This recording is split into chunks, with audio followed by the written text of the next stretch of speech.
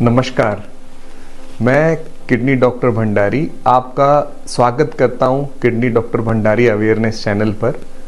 आज हम एक प्रमुख विषय उठा रहे हैं कि अगर किसी को डायबिटीज़ है तो वो यह कैसे पता करे कि उसको कहीं किडनी की परेशानी की शुरुआत तो नहीं हो गई है, और अगर उसे ये पता चल जाता है कि उसको शुरुआत हो गई है और शुरू में पता चल जाता है तो वो क्या कदम उठाए जिससे कि वह डायलिसिस से बच सके।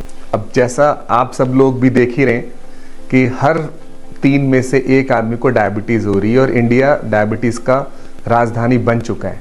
हमारे जो डायलिसिस कराने के लिए मरीज आते हैं तो 10 में से 7 मरीज हमारे डायबिटीज़ की वजह से किडनी खराब होने से ही आते हैं। तो आप इसका इम्पैक्ट देख रहे हैं। अगर हमको सही समय पे इलाज मिल गया और हमने पहचान लिया तो हम कितना बड़ा लोड हेल्थ का दूर कर सकते हैं। ऐसा क्या कारण है कि हमें ये पता ही नहीं चल पाता कि हमारी किडनी खराब हो गई है?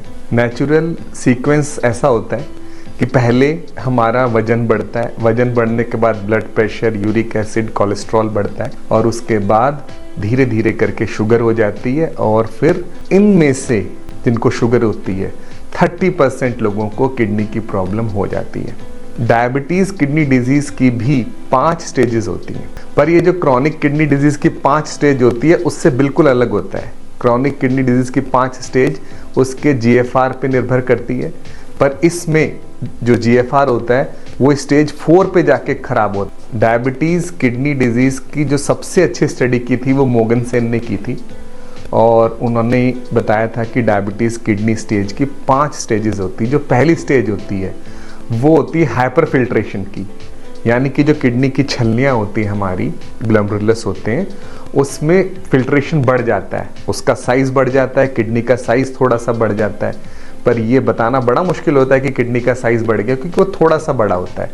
इस स्टेज में हम क्रेटिनिन बिल्कुल नॉर्मल पाते हैं और इसको पकड़ने का एकमात्र तरीका है यूरिन में एल्ब्यूमिन को देखना।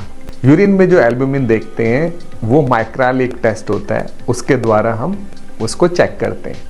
इस स्टेज की पहचान ये होती है कि अगर मान लो किसी का क्रेटिनिन 1.2 रहता है तो वो क्रेटिनिन घट जाता है, किडनी ज़्यादा काम करने लगती है तो वो ज़्यादा फिल्टर करती है तो क्रेटिनिन 1.2 से घट के 0.8 तक आ जाता है, और किसी का अगर 1 है तो 0.5 तक आ जाता है। तो उसे लगता है मेरी किडनी ठीक हो रही है, लेकिन वो किडनी ठीक नहीं हो रही होती है, वो हाइपर फिल्ट्रेशन में जा रही होती है। पहली स्टेज होती है और इसको हम एल्ब्यूमिन से पकड़ते हैं। तो ये जो पहली स्टेज हाइपर फिल्ट्रेशन की स्टेज में किडनी की बीमारी पकड़ना एक्सपर्ट के लिए भी मुश्किल होता है।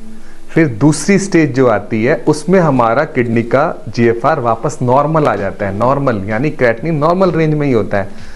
इस स्टेज को हम साइलेंट नेफ्रोपैथी कहते हैं, साइलेंट होता है। पर इसको पकड़ने की जो विधि है वो 2 है। पहला, यूरिन में माइक्रो एल्ब्यूमिन आता है। माइक्रो एल्ब्यूमिन एल्ब्यूमिन से अलग होता है कि माइक्रो एल्ब्यूमिन जब बहुत कम एल्ब्यूमिन होता है तो उसको पकड़ने के लिए जो हम नॉर्मल डिपस्टिक टेस्ट करते हैं, जो हम यूरिन रूटीन टेस्ट करते हैं, उसमें वो कभी नहीं आता है।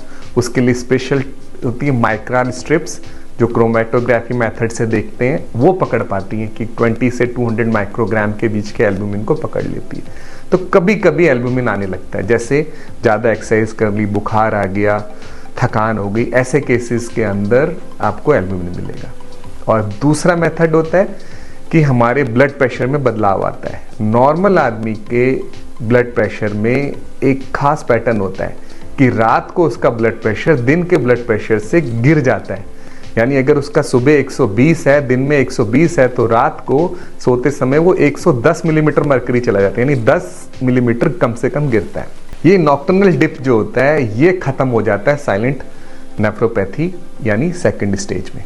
इसके बाद आती है स्टेज 3।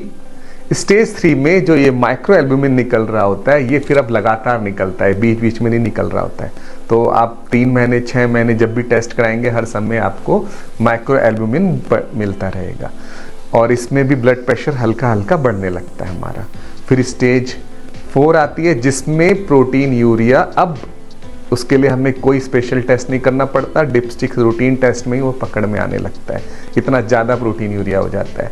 इस स्टेज की पहचान होती है कि कभी कभी सूजन आने लगती है और ब्लड प्रेशर भी बढ़ने लगता है। इसके बाद स्टेज 5 आती है। स्टेज 5 के अंदर हमारा क्रेटिनिन बढ़ने लग जाता है और धीरे धीरे 1.5 मिलीग्राम और धीरे धीरे बढ़ते हुए फिर वो CKD की स्टेज में जाता है। अब हम दूसरे प्रमुख सवाल पर आते हैं कि अगर किसी को शुगर है तो उनमें से सिर्फ 30 से 35% लोगों को किडनी की बीमारी देखी गई है, तो वो कौन से लोग हैं जिनको ये बीमारी होती है। इससे आगे की जानकारी के लिए अगले रविवार का वीडियो देखना ना भूलें।